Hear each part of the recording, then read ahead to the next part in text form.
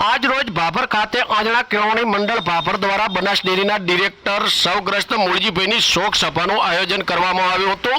શ્રી આંજણા પટેલ કેળવણી મંડળ ભાભરના ટ્રસ્ટી અને બનાસ ડેરીના ડિરેક્ટર મૂળજીભાઈ ચૌધરીના અવસાન બાદ આજે 64 ગોળ આંજણા ચૌધરી સમાજ દ્વારા ભાભર આદર્શ વિદ્યાલય ખાતે શોક સભા યોજાઈ હતી, જેમાં 64 ગોળ આંજણા કેળવણી મંડળના પ્રમુખ રમેશભાઈ ભેમાભાઈ ચૌધરી માધપુરા પણ ઉપસ્થિત રહીને મૂળજીભાઈ ચૌધરીને શ્રદ્ધાંજલિ અર્પણ કરી હતી, જેમાં પ્રમુખ રમેશભાઈ ચૌધરીએ સૌગ્રસ્ત મૂળજીભાઈ ચૌધરીના જીવન વિશેની યાદો તાજી કરીને ભાવુક બન્યા જોવા મળ્યા હતા। જેમાં આજની શોક સભામાં 64 ગોળ આંજણા ચૌધરી સમાજના આગેવાનોએ સૌગ્રસ્ત મૂળજીભાઈને શ્રદ્ધાંજલિ અર્પણ કરીને દુઃખની લાગણીઓ વ્યક્ત કરી હતી, જેમાં મૂળજીભાઈ ચૌધરીના અવસાનને લઈને ચૌધરી સમાજને એક સામાજિક અને રાજકીય અગ્રણીની ખોટ પડી જોવા મળી હતી। જોકે મૂળજીભાઈ ચૌધરીએ સુઈગામ તાલુકાના ઐતિહાસિક કટાવ ધામ ખાતે થોડા સમય પહેલા થયેલી ભવ્ય ભાગવત સપ્તાહ કથાના આયોજન દરમિયાન સતત ખડા પગે ઉભા રહીને મહત્વનું યોગદાન આપ્યું હતું, જેમાં મૂળજીભાઈ ચૌધરીએ પોતાના જીવન દરમિયાન સામાજિક, ધાર્મિક,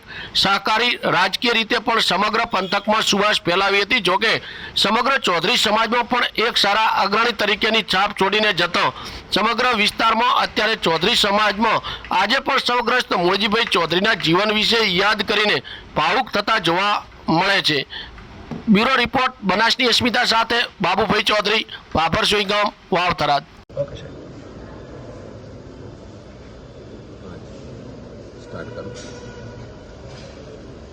स्वर्गस्थ मोदीभाई आज आंजना पटेल केळवणी मंडलनी अंदर श्रद्धांजलि सभाનું आयोजन કરી અને સમાજના સર્વે આગેવાનો અને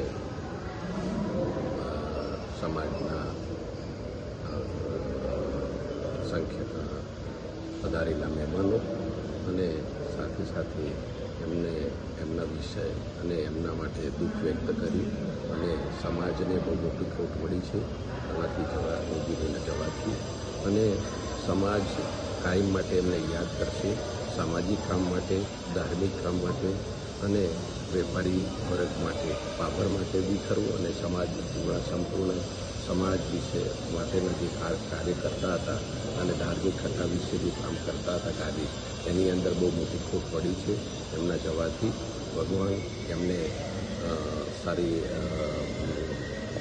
સર્વસ્વમાં લઈ જાય અને સદ્બુદ્ધિ આપે અને પરિવારને બી આનાથી